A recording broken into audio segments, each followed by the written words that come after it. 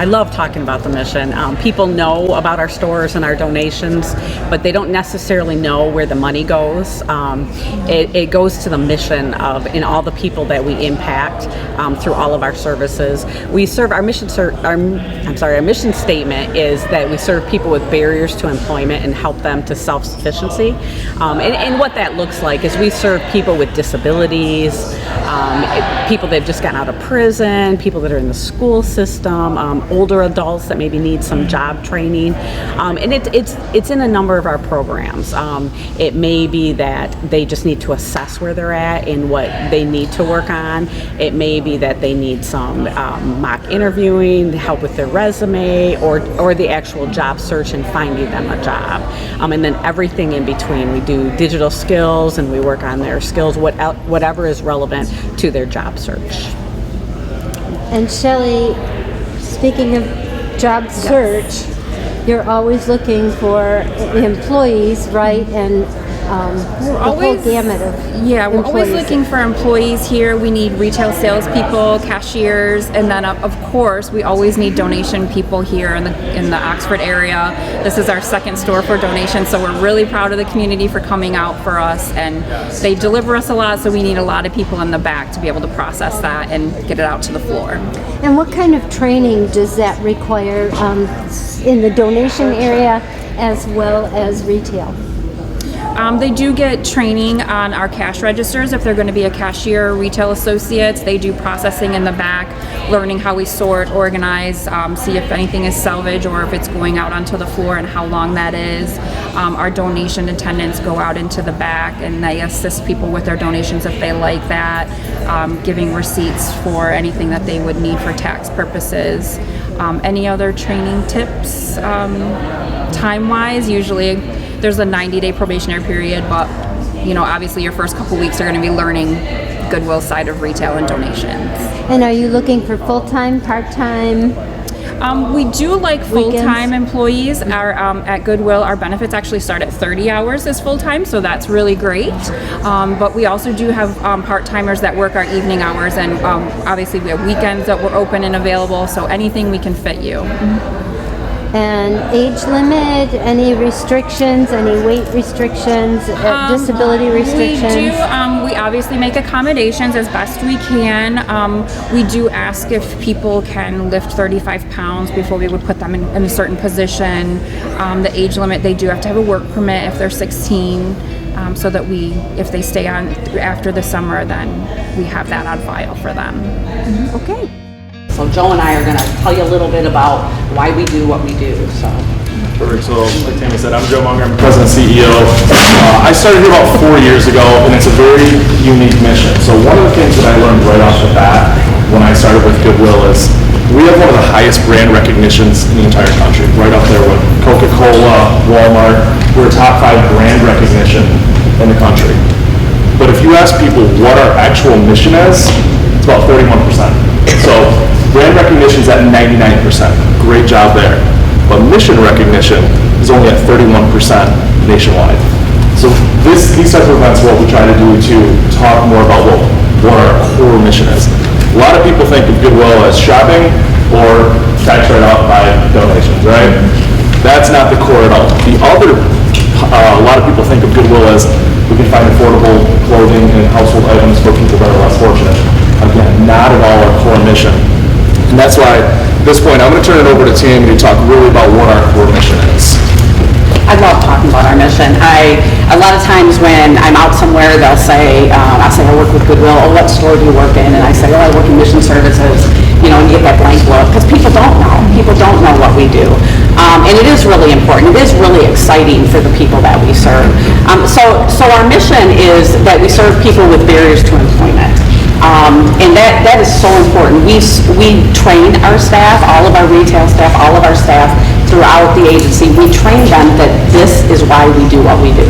This is why you come and you hang shirt after shirt, or you take donation after donation with a smile on your face.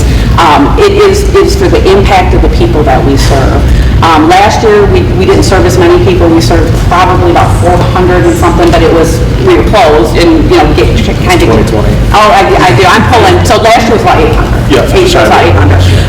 So it fluctuates, but we serve people in a lot of different ways. As Joe said, we're in 11 counties, and in each county it looks a little different. Barriers to employment look a lot different too. We serve a whole diversity of people. It might be that person that has a disability, it might be a physical disability, it might be a mental illness, it might be a student. Maybe there's a student in the schools that are identified as having a barrier to employment, so we serve them. We serve older people, we serve people that have just gotten out of prison for second chance. So a lot of diversity. It's that barrier to employment. What is the person's barrier to employment? In each community, we work with different agencies, and hopefully we can work with all of you guys as well in the Oxford community. But we work with Michigan Rehab and community mental health and the school system and law enforcement agencies and AARP, and they send us people to get them ready for employment. I like to say that just like we're all on a path to that perfect job, our dream job, the people that we work with are as well. They're on a path to finding employment. It might be that they're at the beginning of that path, they've never worked before, or it might be that they're ready to get a job and we help them in the community get a job, and then everything in between. And all that in between looks like work experiences out in the businesses. It looks like resume building and mock interviewing and assessing where they're at in different training. So that's why I'm really excited to talk to you guys, because we really depend on our community partners, because we want people, if somebody comes in and says, I want to work in a restaurant, and they need some training to work in that restaurant, we want to reach out to the restaurants in the community, and we want to get them real work experience and training. We do a lot of different things. Yeah, absolutely. I forgot my notes.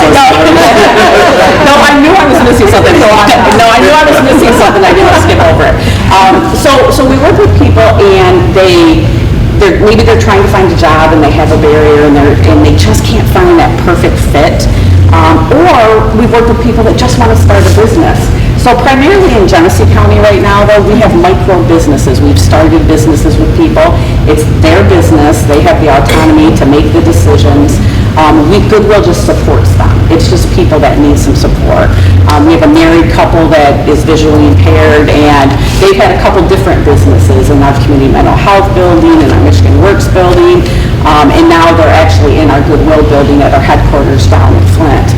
And they have a coffee, cookie, sandwich type of business, and they're very, very happy. We're able to support them. They make it look like they want it to look, and life is good. So we do a lot of different things, but one of the biggest things that we want to make sure that you understand is we are excited about making an impact in people's lives, and we like people to know that when you come into the store, every single time someone buys something or donates something, they are making an impact, because that money goes directly into our mission. So just real quickly, we talk about, we want to get people ready for employment, and part of that is education. So we talk about stackable credentials, and we try to make sure that we seek out stackable credentials. Really quickly, we have through Facebook. Facebook has a social media certificate program, and we actually have a cohort going right now. It's a self-paced online class. It takes about 6 months. I think you're doing it. Shelley's doing it. Yeah. And it takes about 6 months, and at the end, the person is able to then go into the community and market for an agency or for a company, do their social media. We know that that's really relevant right now. So we actually have scholarships. Facebook actually gave us scholarships.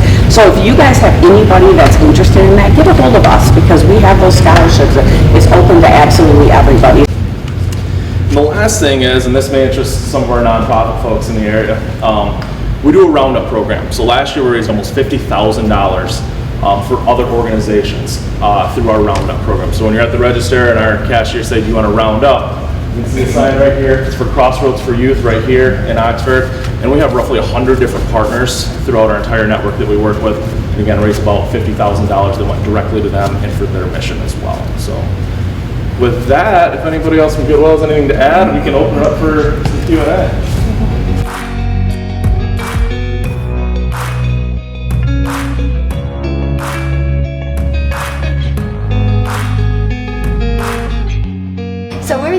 the store, the Goodwill store, and I had no idea that you had such processing procedures. Can you talk a little bit about those? First, you talk about the processing procedures here. Sure. And why. I'll ask you why. Sure. So what we do here is we will take all the donations in from our back door there. They come in and the donation attendant will sort it between hard goods and soft goods. The soft goods will go over to our textile processors, and then the hard goods will come over here to our wares processing, and our processors will select a price for each item, and then we stock it on the floor. If whatever happens from here goes to Flint. Yes, so if anything does not sell or is not in a shape to go out on the sales floor, it is all sent back to Flint for a recycling operation. We recycle over 8 million pounds per year from all of our different stores and locations. So anything from textiles to metal to plastics, we have about 20 different opportunities for recycling in different categories that we recycle. And then you also spoke about higher priced items that people don't really come to Goodwill to pay $150 for something. Right. What happens with that? So the higher price items, if our processors feel that there's some value to those, or that maybe they're vintage or just very, very unique, worth a lot of money, then we'll send them to our Shop Goodwill website. And that's kind of like a little eBay auction site for the higher value items. And that's based out of Orange County, California. So there's 146 Goodwills across the nation that participate in this. And then we just help contribute to that. So you can go on to shopgoodwill.com and create an account, and then you can start bidding right away. What I really love about both of those aspects is the recycled portion of that. People are so concerned right now about recycling. Yeah. And really, a Goodwill store is a recycling aspect in itself, and people are coming to Goodwill more and more and more. Yeah. I'm seeing, right? Absolutely. Reduce, reuse, rewear, repurpose. That's something that Goodwill is really focused on, has been for a lot of years. It's becoming far more into focus lately. It's a very secondary mission that we've started to take on because it's very, very important to be green moving forward. So you talked earlier about the product that goes through Oxford stores. How much product do you process, number one, and does it stay in this area, or are you getting product from other areas? So generally this store, the Oxford community is fantastic with providing us with the donations. We fill 12 to 20 big giant boxes of donations every single day, just in this community. We try to process all of it and keep it right in your community here, but sometimes, I mean, we go through it pretty quickly, so sometimes we do have to order things in from other communities, but that really just gives that much more variety, because if you live in Oscoda, you can still see things from Oxford, or if you live in the Flint area, you can get things from Goodrich. So Oxford is a drop-off community as well, right? Yes. So you just have to pull around behind the store. Yep. And there's certain hours, so we should all keep an eye on the hours. They change a little bit. Yeah, because so of our employment. Employee and staffing, it's a little rough sometimes. So currently our donation hours here at the Oxford store are from 1 p.m. to 7 p.m. Monday through Saturday, and then on Sundays we're open from 11 to 6. So if you have your weekend garage clean out, we're here on Sundays. Nice. Just come in and drop it off, and we will gladly take it with open arms, so that we can get that process to the floor.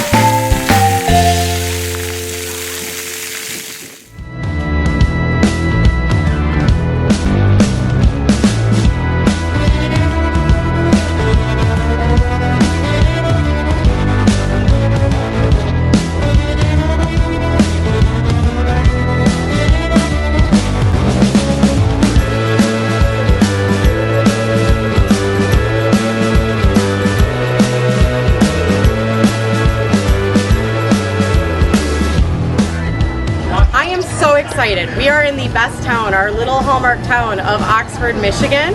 I am your local insurance mom, and this is my home. I live here, I work here, I breathe here, I sleep here, and I talk about insurance here. I have a huge thank you to T-Mobile. Not only are they my phone provider and internet provider, but they are also awesome in this community, and they have done so much, and I cannot wait for our amazing little cul-de-sac hangout to be the coolest one in downtown.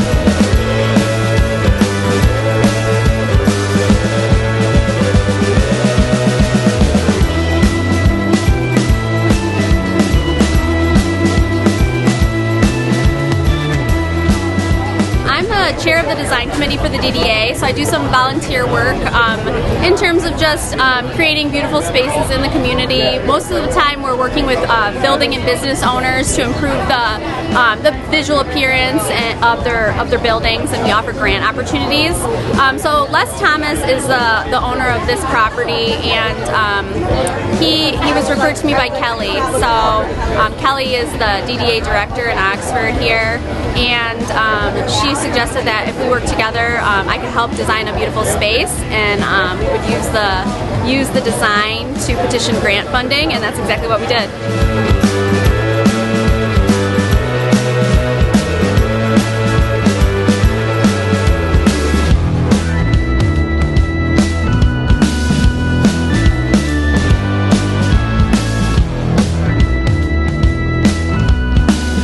Hey, good afternoon, everybody. My name is Jeff, and we're actually out here in Oxford to present a pretty cool program that T-Mobile rolled out a couple of years ago. It's called a Hometown Grant, and it's actually money that's sent to communities to spruce up areas, to invest into the community, and it's something T-Mobile's done specifically in what we're labeling small town or rural areas. It goes hand in hand with our 5G network and the expansion as we push into the smaller areas, and luckily we're out here in Oxford today because they are the recipient of $50,000 to actually upgrade the area that we're in right now. So very, very cool program, and it just kind of puts the emphasis on the fact that T-Mobile is very interested in investing in the communities that we actually support.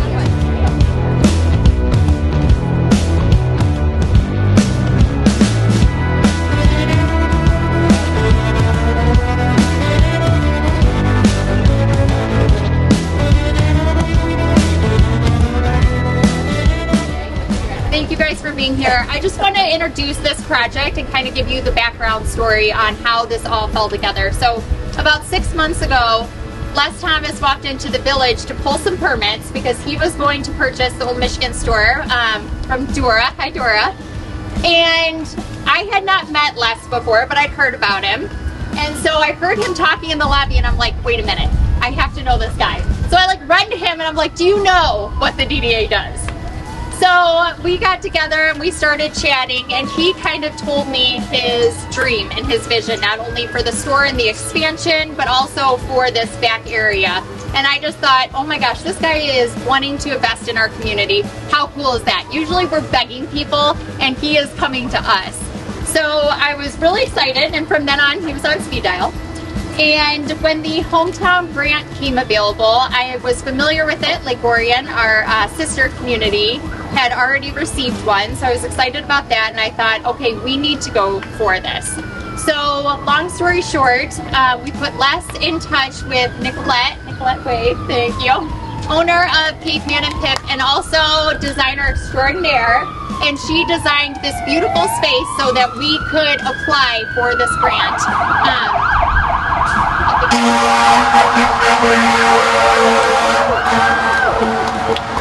Oxford at its finest, okay. And so she put a beautiful proposal together, something that we were able to incorporate into our grant application. Ashley Ross, who couldn't be here today, is a board member, village council member. I call her the grant guru because we'll sit down in my office, she brings her dog Blue, and for 6 hours straight, we'll just knock it out. And she's amazing, and she's a big part of the reason why we ended up with this grant. So I have to thank these people, thank T-Mobile. You guys are awesome. I got that email, I cried for days, and we're just so appreciative of everything you've done. Not only did you support us this year with this, but even last year, we flew on the radar, I guess, and you said, hey, we want to be a part of the community, and you guys sponsored events last year. You helped sponsor us through the tragedy last year and partnered with us, and we could not appreciate you guys more. So I'm going to let you hear from some of these other individuals. First is Les Thomas, and Les is amazing, and everybody should clap for him.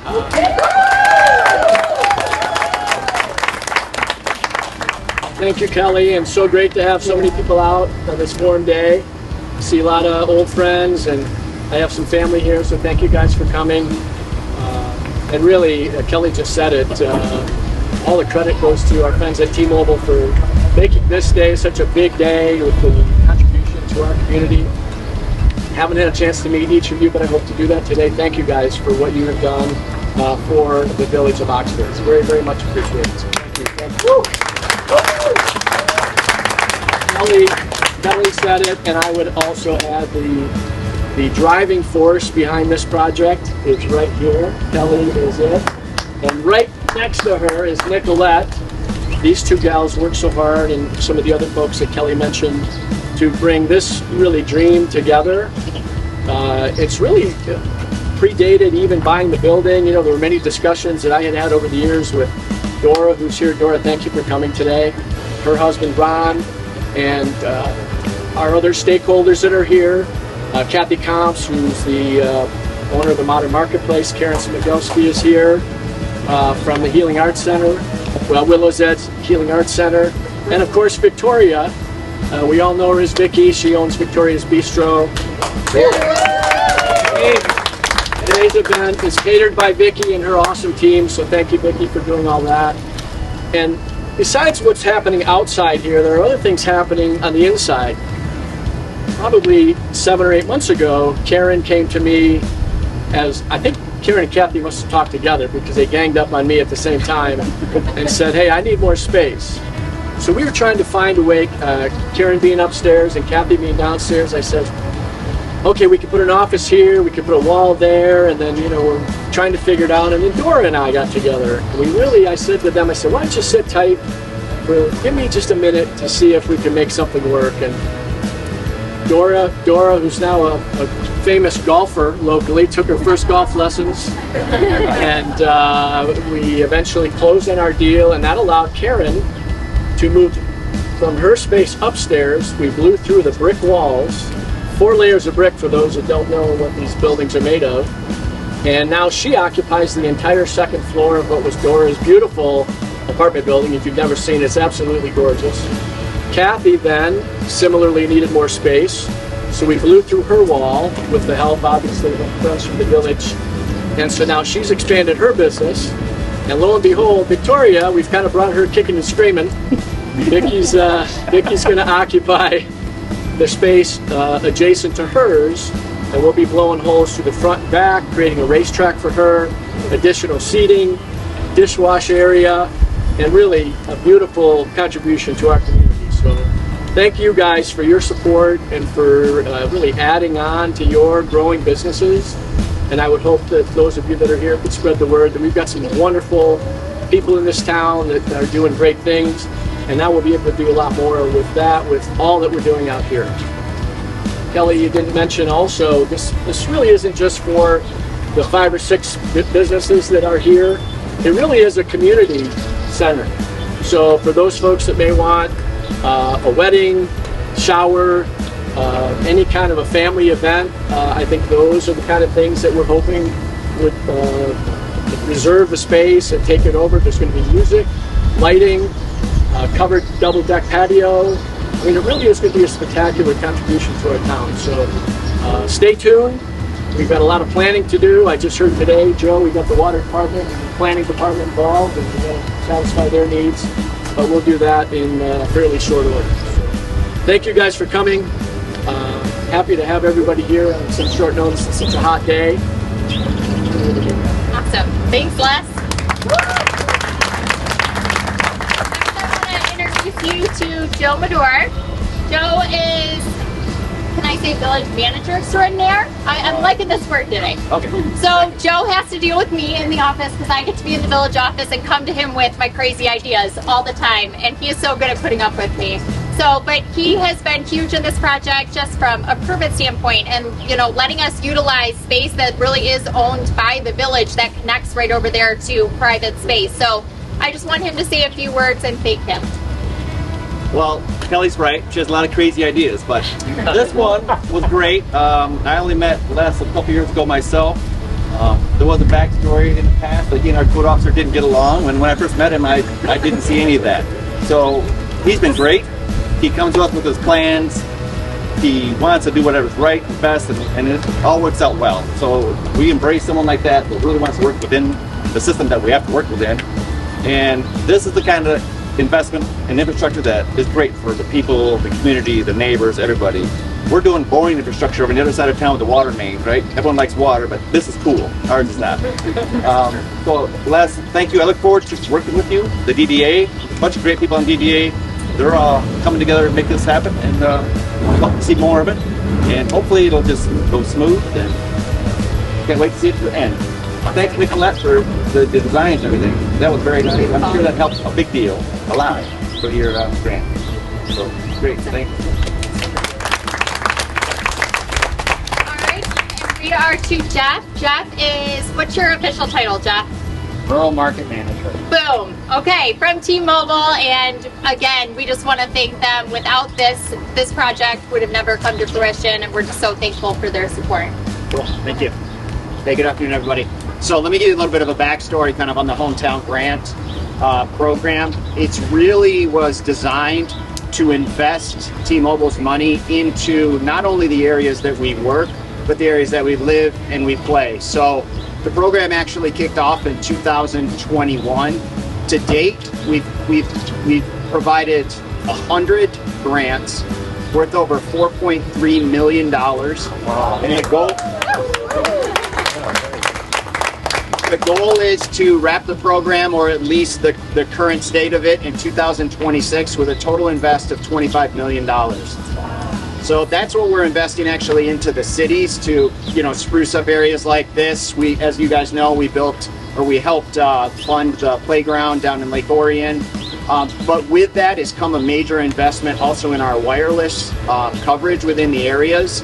So not only are we investing in the cities, we're spending a lot of money on the back end to make sure that we're providing 5G and very high performing 5G to the areas, like I said, that we're working in, living in, and playing in.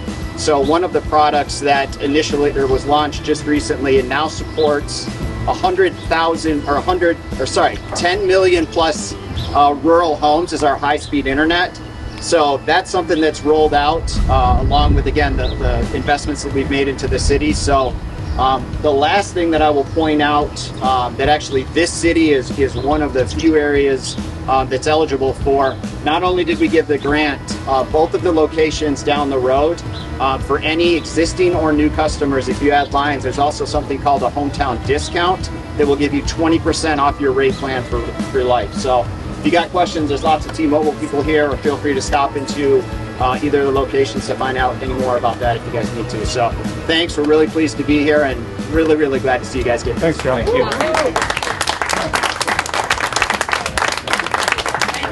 I would like to invite the DDA board up. Giant check time. And I was a little nervous to fill out because I was pretty sure I was going to screw it up. No, it looks good, right? I was like, you meant 500,000, right?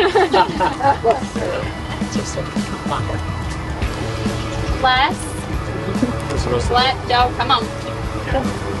If you spoke, you're in this book. Okay, right? You got things like You got me, well, you're gonna pick my pocket. That's what.